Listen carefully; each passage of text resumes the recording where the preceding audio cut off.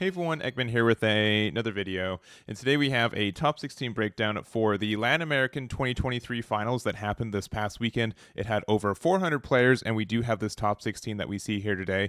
And a couple of things before we get started. First, I know this is kind of like the end of BT14, and here in North America for our own finals, we're going to have the EX05 format. I did a bunch of playtesting with DigiPanda this past week, which is on my YouTube right now. If you guys want to check it out, I think it has a lot of good gameplay and has a lot of just shows a lot of the new archetypes as well. It was really fun, and I had a good time, so make sure to check that out. And again, shout outs to DigiPanda for doing the live stream with me. But then also, I do want to shout out the Nest for not only running the live stream for this event, but also for publishing the top 8 deck list. So you guys can check out the Facebook here on my page, has that there. And then also, Digimon Latin America found 7 of the top 16 lists that we're missing as well. There's one left, so if you guys know what it is, let me know. I can update that as soon as I get that information. But they got the bottom half of this top 16, which I wouldn't have without them. So do appreciate that Facebook group too, and for helping get all this information for this event as well. So honestly, it is the end of BT14 essentially, but we still see this diversity that we've been seeing pretty much for this entire format. And it's been like a little bit unfortunate because this is, I think, a really diverse and good format in a lot of ways. And we just didn't really get a lot of events for it too. So, but we did have for this top 16, 3 ShineGrey, 2 Red Hybrid, 2 Bloomlord, 2 Mirage, 1 Belphemon, 1 Hunters, 1 Blue Hybrid, 1 Wargay, 1 Royal Knights, 1 Lugamon, and then that unknown one as well. So honestly, again, very diverse, and that's kind of how it is for it. So we're going to go over the top placing list for each one of these archetypes, but I am going to just kind of speed through a couple more known archetypes. I feel like some decks are just, we've been seeing often, and I just feel like I've been talking about the same thing over and over again. So I don't have a lot to say about it, especially since I think half of these are kind of solved from kind of like a deck building archetype. So we do have, for example, our Hunters. So this is Diego's top 8 Hunters build here, which, Hunters has been pretty much the same for the last 6 months. We have Oliver with Wargray, which this one's been, obviously more diverse because there are like a different a lot of different cards you can put in the slots, but essentially the deck still does the same thing. You just kind of go to your top end. You have a different, a couple different lines you can do to get there, but it has been pretty much solved for the last couple of months as well. We have Diego with Royal Knights, which, we're not really getting any more Royal Knights, but the deck still does something. I am worried that EX5 is going to be a faster format in general, which means I don't know if Royal Knights will have enough time to set up, but that's kind of a bit of a concern for Royal Knights in general. We have Daniel with Lugamon, which I think like we haven't really seen consistent amount of Lugamon. I feel like it's been around and people have been playing the deck, but it hasn't been like super duper topping. And I also think that with purple getting Anubismon next set, I think Anubismon is probably just going to be the premier purple archetype. Between that and like the Gabumon stuff. So I think this deck is fine, and obviously it's good, but it is kind of just solved in its own way there too. And then also we just are going to go to our first place list. So this is Luis's first place ShineGrey. Obviously ShineGrey has been around, since the last update for the deck. It's been very, very good. We did have the GeoGrey down to 1, which did impact the deck, but it's still very strong for what it is. I think it is something that not only is able to get into the top end very quickly, but it's able to it kind of has like this good tempo where if you see the cards that you need to do, you're able to get into these level 6s very quickly. You're able to get out these Marcuses, which are 4 and 5 cost tamers, which are a little bit trickier to get rid of in general. And then also it's just really hard to interact with this deck, I think, in a little bit. So and the fact that by them going up to their chains, they give a lot of minus DP effects, which means you're really good at either clearing a board that's going wide or going tall too. So I think that's very strong for the deck. But not really, honestly, that much. I'd say this is a pretty basic build too, in the fact that we're just playing 4 of the BT12 ShineGreys and 3 of the burst mode. No ruin modes, none of the additional ShineGreys either, but I think this is a very strong deck and really can get it done. The other thing is that we have 3 copies of GeoGrey from Star Deck 7, which this is kind of a more of a choice pick. I don't think this is being run for all of them, but it is a kind of good comeback mechanic at times to be able to play GeoGreymon, not only from your security for like the popping effect, but just being able to have a card that you can kind of regain your tempo if they are able to get rid of one of your level 6s or something like that. So I think the deck is very strong still, and congrats. And honestly, I think it's going to still do pretty good in the EX05 format. and congratulations to Luis for their finish there. Next up, we have Cesar with their second place Belphemon, and we haven't really seen a lot of Belphemon in these last couple of weeks. I feel like, obviously it was in a really good spot in BT13 when it first came out. I think it did get a good amount of tops and some wins as well, but with BT14, it really kind of took a backseat a little bit. I think a lot of people were still on Lugamon as like the newer purple deck that kind of does a little bit of the same thing, but I do think Belphi is a deck that does get a lot of strength for not only some board clear, but a lot of pressure. It is kind of like an OTK at times with the rage mode and the effects for it. And sometimes if you're able to see the pieces you need, you just kind of go off in a lot of ways. So honestly, like the newest add is Ukomon, which is just honestly such a strong card in so many ways. A lot of decks are being able to run this, especially when they're not really rookie dependent, which I think like obviously this deck is an exception for it because you can use Ukomon, raise up with it, and then when you use the effect, you were able to get another Digi Egg, which means you can play your Protomon by deleting the Digi Egg. So I think that's something that's very strong with that Ukomon can deal with this deck. It's like a little bit more pressure,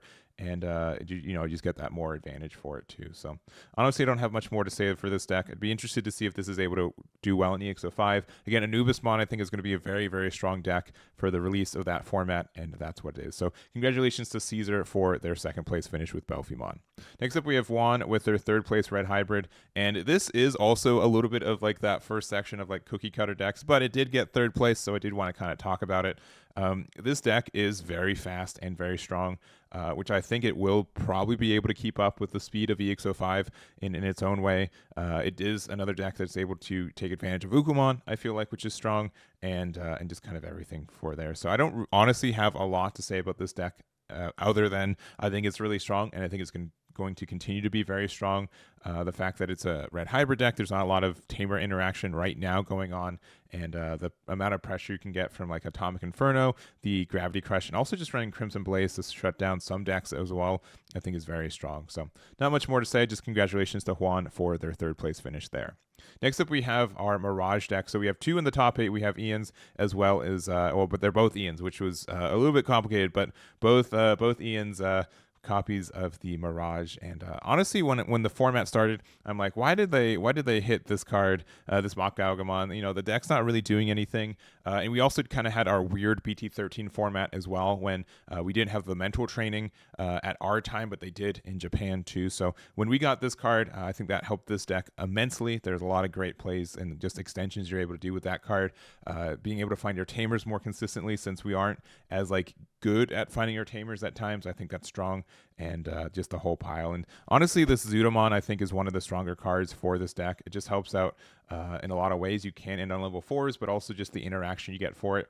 And also something like this deck is really dependent on going to your level 6. So if you are able to get 4 memory, or if you can just play this down and hope your opponent can't get rid of it, there's a lot of good ways to use the Zudomon. So I believe both players, played at 3 copies, which is very strong.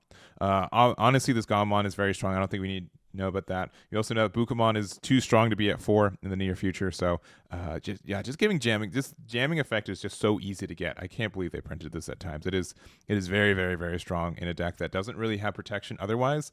So that was kind of like one of the weaker points for this deck for a while. But now that you get that free jamming, I think that's great. We also have the Aerovidramon in our first Ian's build, which I don't think the jamming effect is really important, but the being able to get the security attack +1, I think is the more important part for the inheritable there. So that's the first build. And any other, we have like some Betamons to help us for the memory gain, but prevent memory gain. But honestly, this deck is very strong. Being able to go up to your chain very easily, being able to get some interaction with the Mirage Galgamon from BT11, and the burst mode is also in a good spot. So not much more to say, but congratulations to both of our Ians for their finish there. Next up, we have Raymundo got a top 16 with Blue Hybrid, and I do like Blue Hybrid is kind of sneaking back a little bit. I think blue's honestly a very powerful color going into EX05 in a lot of ways. Again, like Galmon, as we said, and Zudomon, both these cards are very good. We do also have Tommy back at 4, which we haven't had for a long time. This does let us interact with a lot of decks that do have the sources, which is good. So I do think this is the interaction with this card is good. We still get like the stun with the Korikakumon as well, and we can go up to Beowulf and get that additional power. So it's a deck that's been around for a long time, and some BT7, so like half a game ago, right? Since we're on BT14, but I think it's strong. Obviously, Mirage, as we saw before, this is a really good level 6 for interacting with their opponent and potentially doing some burn damage as well. And this deck is, I think, is pretty well oiled as well. I think Red Hybrid's probably a little bit stronger from it, but I do like what this deck does. And like the Leomon package, we keep seeing it pop up in like Mirage. We see it pop up in All Force. We see it pop up in Blue Hybrid. And it's just like a nice little package that I think will continue to see success in the near future. So this is Raymundo's list. Congratulations to their finish there. And then lastly, we have 2 Bloomlord lists. We got Rey and Luis with their copies of Bloomlord.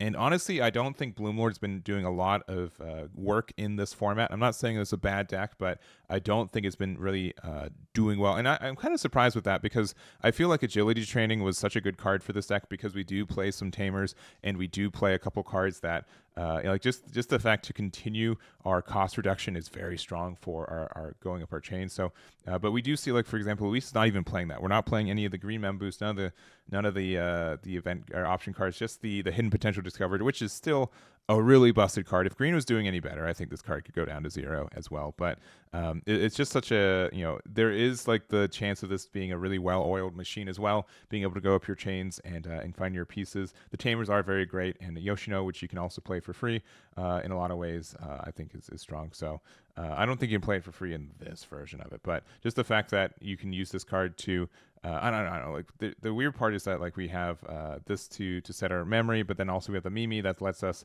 get the reduction, because we did previously have like the Mimi 4 cost, which lets us you won't want to play both those with the Yoshino, but being able to get the reduction. But this pretty much gets the reduction already, which is nice, and it just helps you out. So.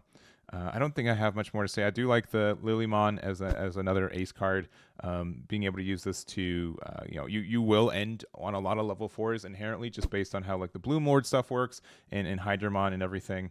And I do think some decks do have an issue with Quartzmon is right now, not as much as I'd say previously, but this could be still a really good lock and be able to prevent your opponent from kind of pushing for game 2. So I don't know. I think Bloomlord is kind of a deck that does have a lot of good tools, and when it goes off, you feel like the deck is completely broken. But I don't think it's as consistent right now. Are some decks maybe faster than it, that it's a little bit tricky for you to get that all the time. But these are the lists. Congratulations to Rey and Luis for their finishes there. But that's going to be it for me. That's going to be the top 16 for this event as well. I know we're again at the end of BT14, but I want to get these lists out for you guys, and I hope you guys enjoyed it as well. So that's going to be it. Thank you guys for watching, and I'll catch you all next time.